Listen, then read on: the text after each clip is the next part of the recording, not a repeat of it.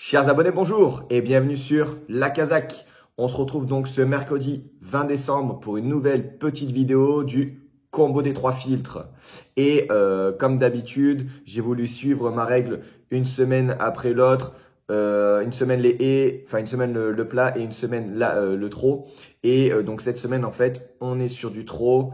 Donc voilà, ça m'a un petit peu embêté car les quintés n'étaient pas sur du trot, mais c'est pas grave. On va aller sur les réunions 2, 3 et 4 de mémoire et voir un petit peu donc les résultats, les filtres que j'ai utilisés pour ce nouveau combo. Donc on se retrouve tout de suite sur mon deuxième écran.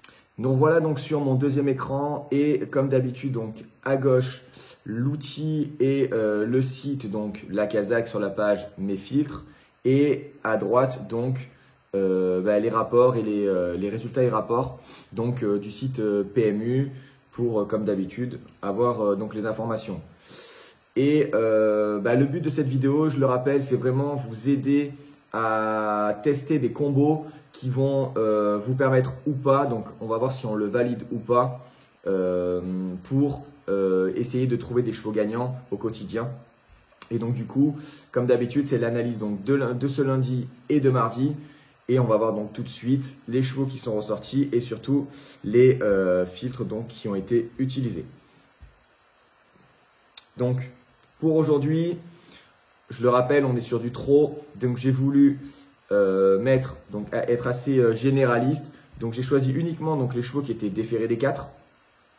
Qui, comme vous le savez d'ailleurs, petit rappel, c'est la vidéo que je prends le jour de lundi et mardi. Donc j'enregistre mon téléphone. Comme ça au moins on a les filtres qui sont utilisés et les résultats.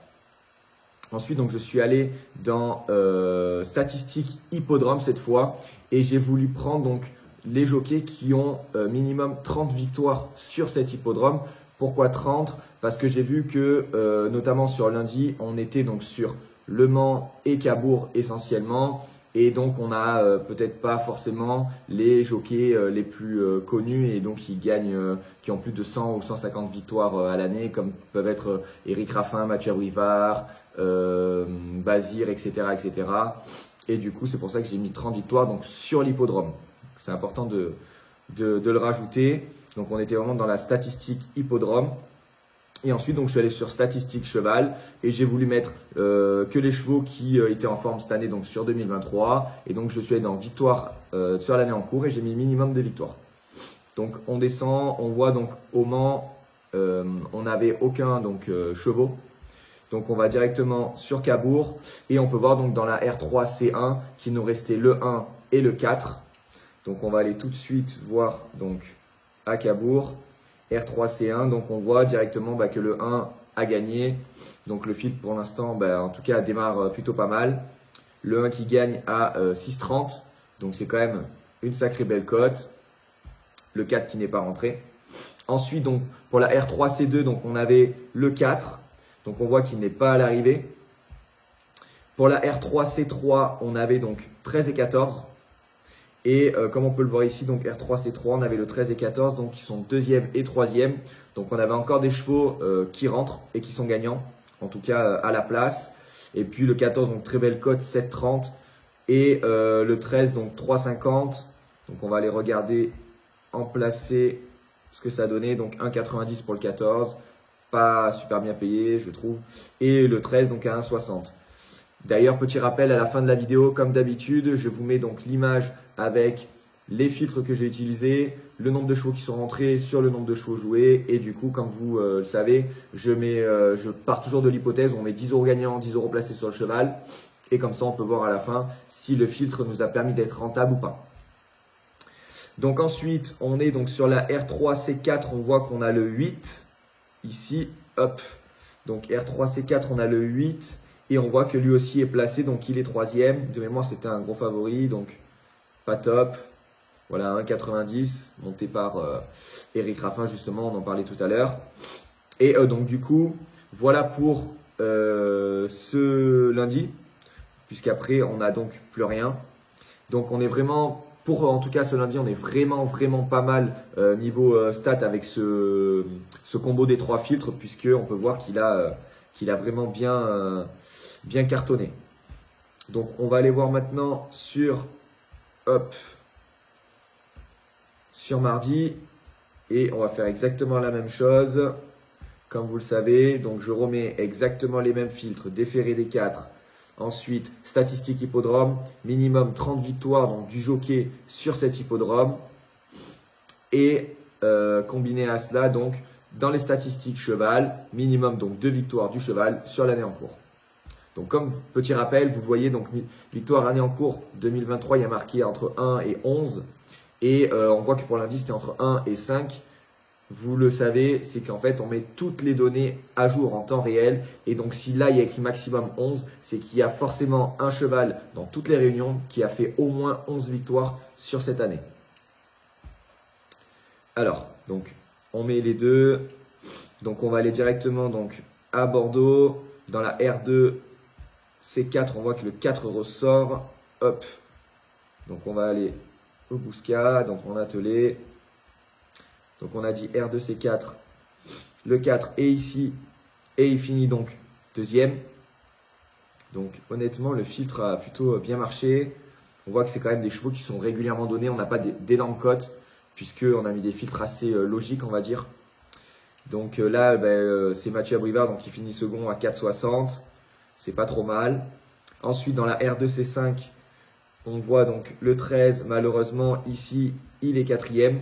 Donc, il n'est pas rentré. D'ailleurs, je crois qu'il y a eu pas mal de chevaux donc hier sur ça. Et ensuite, donc, on va aller à Vincennes, dans la R3. Donc, on avait du monter et de l'atteler. Donc, R3, C2. Malheureusement, on voit encore que l'As est quatrième. Donc, il n'est pas payé. Ensuite, on voit donc qu'on a dans la R3, C3, on a le 3 et le 8. Donc, hop, voilà, là c'était quand même à 13 contre 1, donc c'est dommage. Dans la R3, C3, donc on a le 3 et le 8, donc le 3 a gagné. Donc ça, c'est plutôt pas mal. Et il a gagné à 7 contre 1, donc quand même très belle cote. Si on avait, donc comme je le dis à chaque fois, donc mis 10 gagnants, 10 placés, ça faisait 70 plus 3,40 à la place, il était bien payé. Donc ça faisait 104 €. Donc c'était quand même plutôt pas mal pour 20 € de mise. Et ensuite, donc, on avait dans la R3, C5, le 3 et le 9. Donc, dans la R3, C5, le 3 n'est pas rentré et le 9, malheureusement, est quatrième. Donc, c'est arrivé assez régulièrement. Donc, on peut le voir hier. Dommage. Le 9 qui était à 6 contre 1. Et donc, dans la R3, C6, on a donc le 6 et il rentre donc second.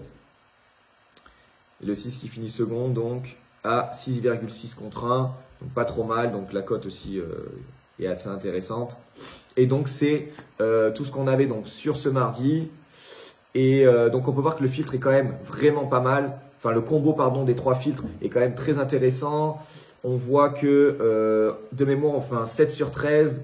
Je vais vous mettre à la fin donc comme je vous l'ai dit la petite image. Mais on fait un 7 sur 13 et en plus au niveau des chiffres, puisque c'est ce qui vous intéresse, je le sais.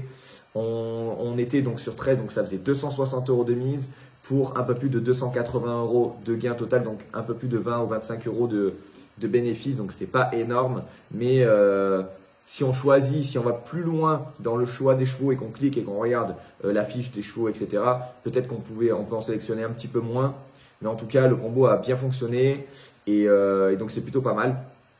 Donc pour la semaine prochaine, on va repasser donc sur du plat. Je verrai si c'est de la course ligne droite ou des haies, on verra. Mais je vais essayer d'activer d'autres filtres pour essayer de trouver peut-être moins de chevaux qui rentrent, mais à belle cote, donc à grosse cote. Je vais voir si c'est jouable et si en tout cas ça fonctionne. Et du coup, donc, je vous remercie pour d'avoir regardé cette vidéo. N'oubliez pas de laisser toujours un petit commentaire ou de vous abonner ou des petits pouces, ça fait toujours plaisir. Et je vous dis donc à bientôt dans la prochaine vidéo sur la Kazakh.